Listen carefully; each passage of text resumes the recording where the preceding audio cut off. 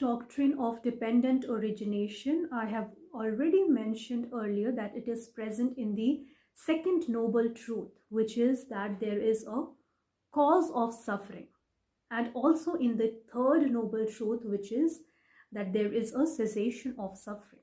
So in both these two noble truths, this theory of dependent origination has already been mentioned, but we'll have a look at it closely now. Talking about suffering, what is suffering? Suffering is seen as sansar, and the removal of suffering is seen as nirvana or liberation.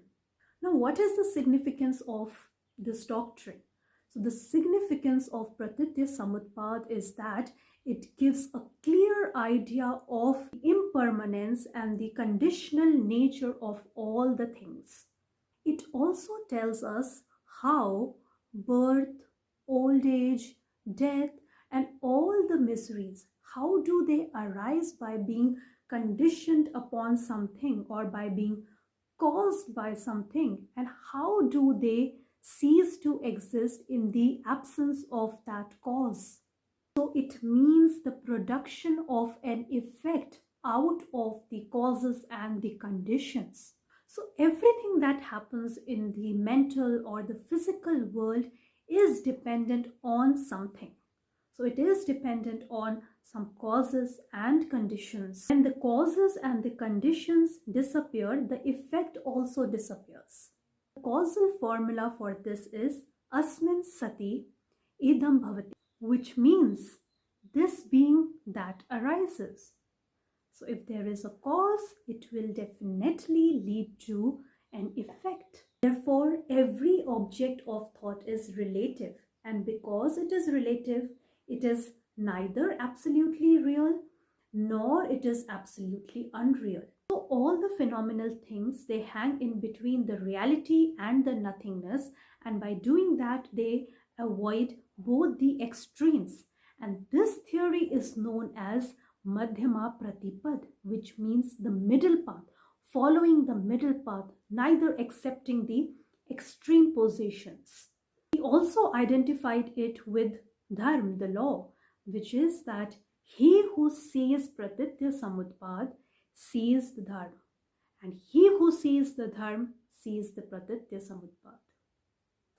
So as we all know that Buddha was troubled by it of disease, old age and death, and due to which he left his home and went to find a solution to end this suffering or to end this misery. And the way that he found to end this misery is known as Pratityasamutpada. So this theory is therefore seen as central to the teachings of Buddha, because this theory will lead us or will show us the way through which we can remove suffering. So the question is, why do we suffer, or why there is suffering? Why do we suffer old age and death? We suffer old age and death because we are born. क्योंकि हमने जन्म लिया है, we are living in this world, so we will have to face suffering. So because we are born, therefore we will also have old age, and therefore we will also die. All right, so the cause of old age and death is that we are born. Why are we born? We are born because there is a will to be born. Why do we have this will to be born? We have this will to be born because we cling to the objects in the world. We crave for the enjoyment of the objects in the world. And why do we crave? We crave because there is a thirst for enjoyment. Why is there a thirst? It happens because of the sense experience. How do we have sense experience? We have sense experience by the sense organs coming in contact with the object. So there is a sense object contact. How does that takes place? How does this contact takes place? It takes place because we have 6 sense organs. Through these 6 sense organs, we experience the world. Why do we have 6 sense organs? We have 6 sense organs because we have psychophysical organism. Now, why do we have psychophysical organism? Because of the initial consciousness of the embryo. And why do we have this consciousness? Because of our disposition or the impression of our karmas. Why do we have impressions? We have impressions because of ignorance, and ignorance is seen as the key cause or the root cause of all the sufferings. So this is the causal link, or the whole causal link which we talk about in Pratityasamutpada. Out of these 12 causal links, the first two, which is ignorance and the impressions of karmic forces, these two are related to our past life, while the last two, which is birth and rebirth and old age and death, these two are related to the future life, and all the others present in between these are related to our present life. There are various names through which we identify these 12 causal links. It is also known as Dharma Chakra or Bhav Chakra, Sar Chakra, Janam Marana Chakra, or Pratityasamutpada Chakra. How can we get away with these 12 causal links, or how can we remove it? We can remove it only when we can remove the root cause, which is ignorance. If ignorance is removed, all the other things are themselves removed.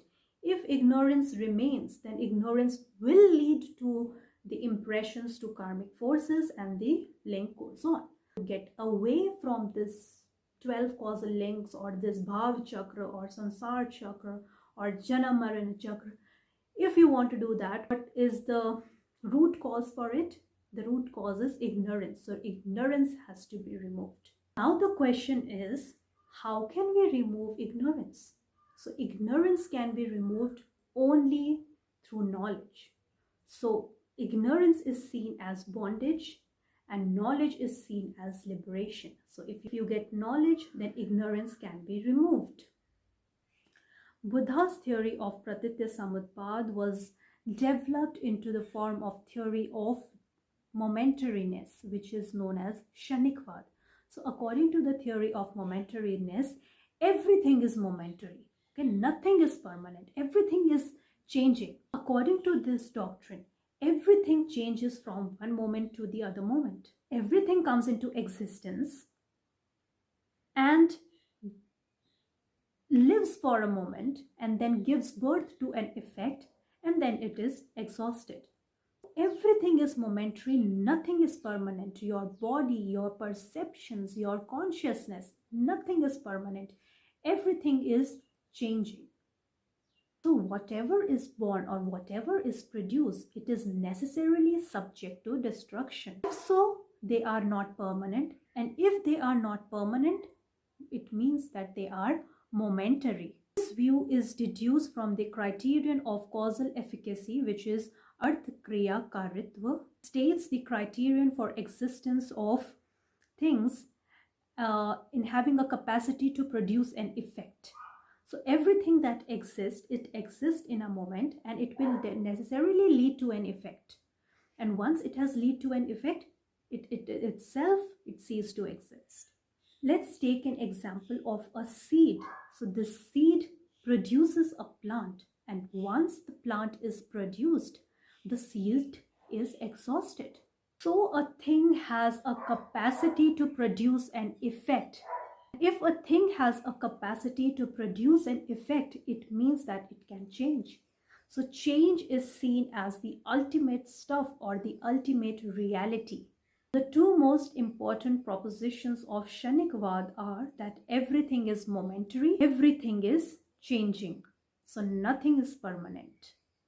So you can compare it to the theory proposed by Heraclitus, where Heraclitus also says that everything is changing, everything is in a state of flux.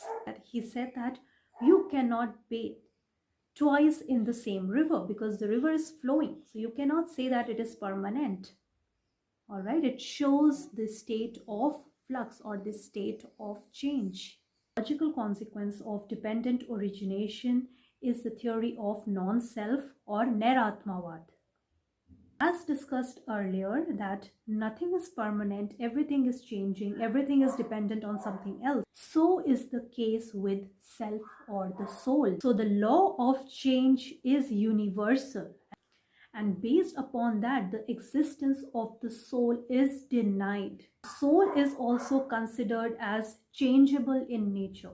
Soul is seen as a series of successive mental and bodily processes.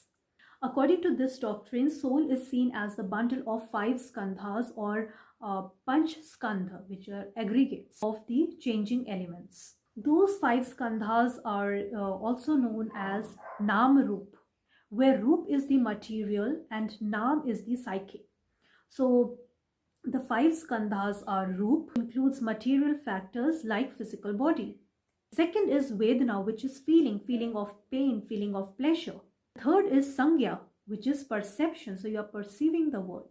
Fourth is Sanskar. And the fifth is Vigyan. Vigyan means consciousness. Soul is considered as the bundle of these five skandhas, or these five aggregate elements. So with this, we come to an end of our lecture on Buddhist philosophy. So thank you very much for watching this video, and please stay with us for more videos. Thank you.